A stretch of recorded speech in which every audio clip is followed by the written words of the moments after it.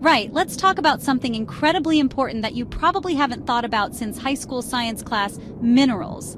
Specifically, rare earth minerals. Now, despite the name, they aren't particularly rare. They're just a pain to mine and process, which is why we've let one country do most of the dirty work. These 17 metallic elements are the secret sauce in basically everything you love.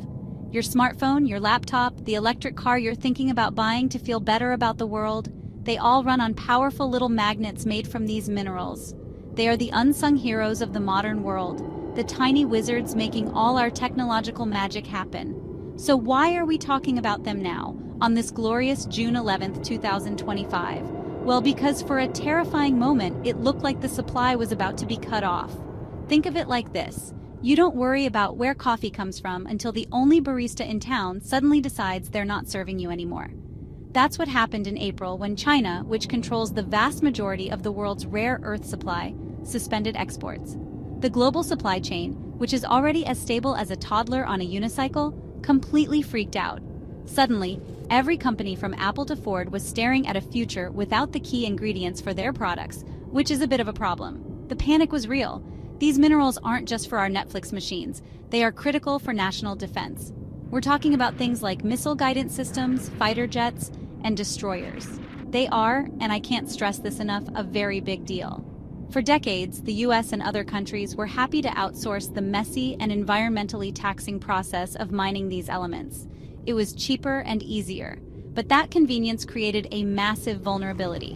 When China turned off the tap, it was a stark reminder that when one country has a monopoly on the ingredients for modern life, they can hold everyone else hostage. This brings us to the very foundation of the modern global economy.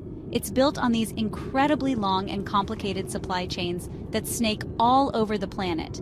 We get our minerals from here, our microchips from there, and assemble it all somewhere else. It's a marvel of efficiency, right up until the moment it isn't. When one link in that chain breaks, the entire system grinds to a halt. The recent suspension of rare earth exports was a very loud, very clear wake-up call, showing just how fragile that system can be and forcing governments to scramble for a solution before things got significantly worse. So, with the world holding its breath, US and Chinese negotiators flew to London to hammer out a deal. And on June 11th, they announced a new framework. Under this agreement, China promised to start shipping magnets and rare earths again. In return, the US offered some concessions, including allowing Chinese students to attend American universities, a surprisingly academic twist to a high-stakes trade war. It's like settling a bar fight by agreeing to let your opponent's nephew enroll at Princeton. But hey, a deal is a deal, and for now, the supply of these critical minerals is flowing once more. Now let's talk about the fun part: tariffs. Tariffs are basically taxes on imported goods, and they have been the weapon of choice in this trade dispute. According to President Trump, the US will now be collecting a total of 55% in tariffs on Chinese goods, while China will collect a more modest 10% on US goods. A White House official quickly clarified that the 55% isn't a new massive hike, but includes other existing taxes. Still, these numbers matter.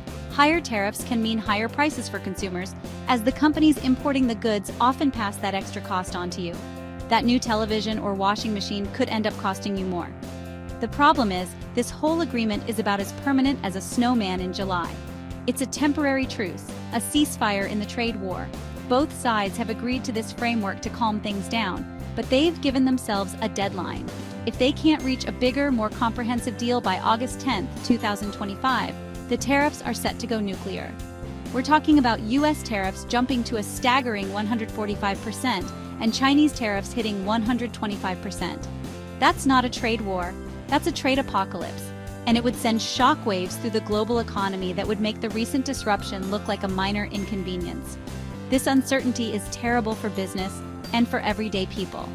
The World Bank has already lowered its global growth forecast for this year, pointing directly at trade tensions and tariff threats as the main culprits.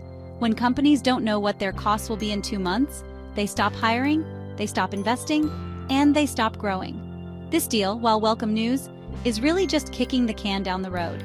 It bought everyone a little bit of time, but the clock is ticking loudly. We are all now waiting to see if diplomats can pull a rabbit out of a hat before the August deadline arrives. Here's where this story gets even more complicated and, frankly, much darker. Where do these vital minerals actually come from? A significant portion, including minerals like titanium, are sourced from China's Xinjiang region.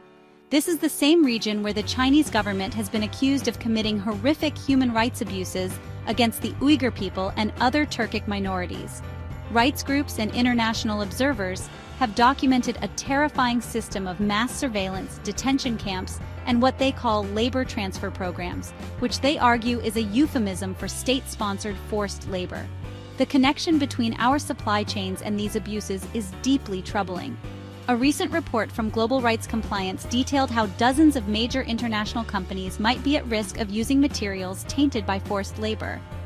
The report identified 77 Chinese suppliers in the critical minerals industry operating in Xinjiang that are linked to these labor programs. This means that the minerals that end up in everything from our cars to our paint to our cosmetics could be mined and processed by people working against their will, under conditions of extreme coercion and control. It's a chilling thought. Naturally, the Chinese government vehemently denies all of this.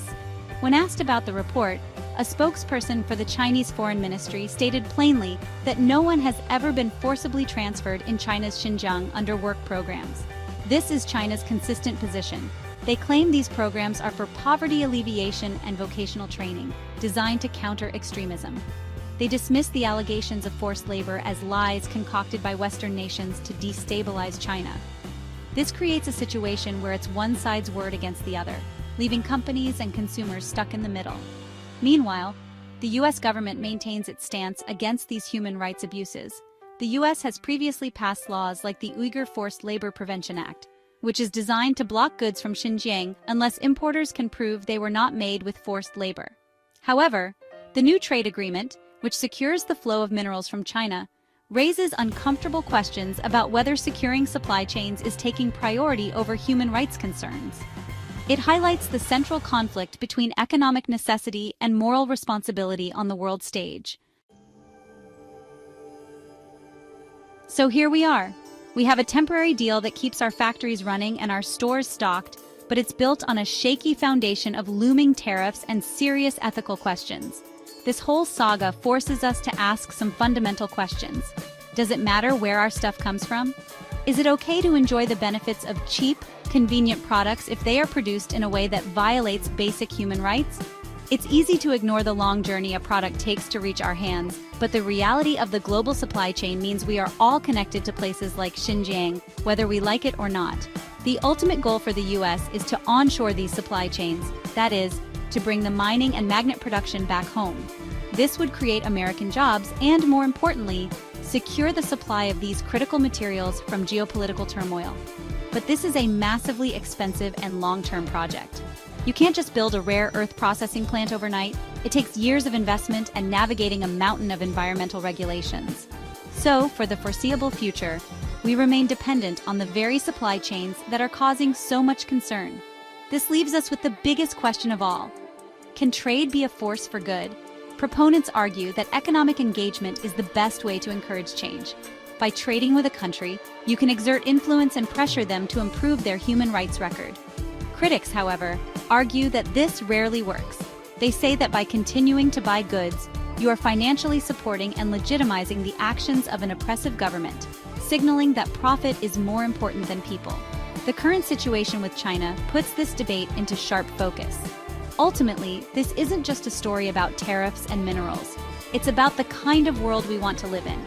It's about the relationship between our consumption and our conscience.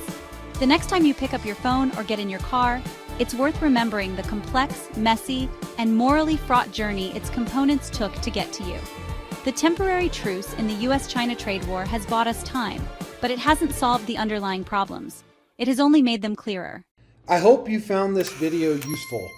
Follow me right here on YouTube for more great content daily. Download my international best-selling book, Be Good, Be Brief, Be Gone, for absolutely free at growfast.club. I say again, download my book at growfast.club for all of my 7-figure growth hacks. Get your copy now while it's still free.